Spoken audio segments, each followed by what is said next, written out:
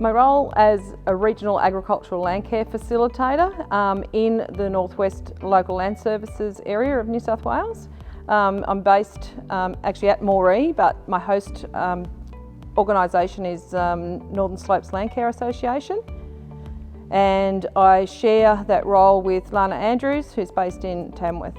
The focus for the role is to engage with landholders and to help and support them through a whole range of activities, whether it be field days, various types of communication, meetings, and we really want to focus on a number of key things. The effects of climate change on our agricultural businesses.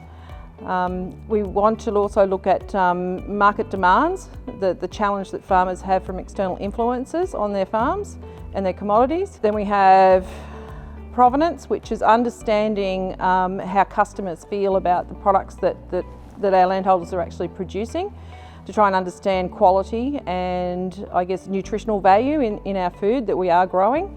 And finally benchmarking, which is measuring, either comparing themselves against other people, but more importantly internally looking at comparing what they do on their farm from paddock to paddock, different measures that they can use by soil testing, weighing stock, doing feed budgets and that sort of thing. The key outcomes that we would like to achieve by the end of our project, which is 2023, is to make sure that we can actually increase the number of landholders and community, through community engagement, to support people to increase their capacity, their skills and knowledge to be able to implement resilience into their businesses.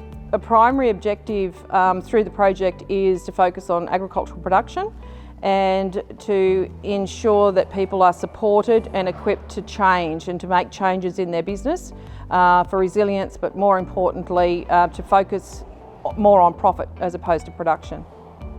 So the activities that we're involved in are with and supporting local land services in our region and also land care activities to get grower groups together so that we can actually build capacity within the grower groups, and also building partnerships with other organisations so that we can use the expertise and not reinvent the wheel with everything that we need to do to build resilience in our community and on our farms. It's great to hear how people are putting some of these ideas into practice to improve their productivity and sustainability.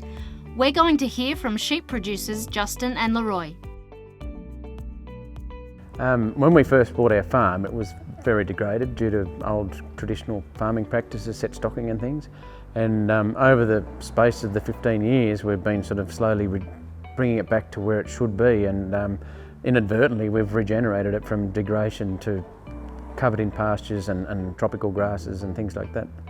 We've done some deep ripping to basically remove the hard pan that was left there by farming practices. Resting country to let it regenerate itself through rotational grazing. And in the last 5 or 6 years we've sort of started to wean our country off chemical inputs, so chemical fertilisers and sprays. They're not completely removed at this point, but we're working towards weaning them completely off. So most of our inputs now are not necessarily organically based, but biologically based. In this drought, it's been a very huge learning curve in building resilience for us, our health, our family, as well as resilience on our farm. The best thing to do is to get in early, make decisions early for a better outcome as the drought continues, which means either destocking early, keeping our ground cover, which keeps our resilience, water infiltration. For when it does rain, it responds really quickly. A third of our place has been taken from conventional farming country. When we first bought a new block next door, it was wheat stubble, and first thing we did was sow it down to tropical grasses. The tropicals are very productive in comparison to cultivation country. They are better than natives, but the resilience of the tropicals, we're not sure how they're going to stand up, because natives have been here since forever. We're hoping the practices that we're using to get our tropicals more productive, once we get time and money to be able to do so, we're going to apply the same principles to our native grasses and turn them into very productive native grasses. Most native grasses in this part of the world are treated as a second-rate thing. and people want to plough them out and grow oats. We think that we can actually make our native pastures by increasing our biodiversity and fixing the soil, that they'll become very productive and more resilient because they are naturally occurring. Soil carbon's a good one and an easy one to measure. When we went there, our organic carbon in our soil was 0.7, which is very, very poor. So we're striving to get it up to sort of in the area of healthy soils, which don't know exactly where that is, but I know that they've talked around 4 as a healthy soil. And I think we've nearly maybe tripled that in the time we've been doing. So that means, our water infiltration and everything's going to be the spin-off of that. With our livestock, our numbers have just decreased significantly. 2 years ago, we were carrying probably a couple of hundred head of cattle, plus our 2,000 ewes from our stud. We run Dorpers, so we have a stud and commercial. All the commercial ewes have gone, so we're back to about 800 stud ewes. But in the end, you said adversity creates opportunity, and in the end, we'll end up, say in 5 years' time, our flock will be so much better as if we hadn't gone through this drought. Nick and Alex Anderson, beef producers near Malali, have been using the dry conditions to reassess their business operation. It is through benchmarking that they are able to identify opportunities where they can make improvement. Well, I guess we have a few ecological measurements that we do. One of them is soil testing. We do annual photos where we have ecological monitoring points, and we measure things like ground cover, species diversity, perennial versus annual composition, and we also do a lot of feed budgeting, so feed squares, working out how many stock days of feed we've got in front of us, and then we do some financial. Obviously do all the ecological benchmarking, but in terms of finances, we're monitoring the obvious things like the price of cattle in and the price of cattle out, but we're also measuring a lot of things like the cost of carry, so we're trying to really monitor our expenses, keep the expenses low, which means that there's more profit in smaller growth rates and things like that. Rather than chasing massive growth rates, we're just chasing profit.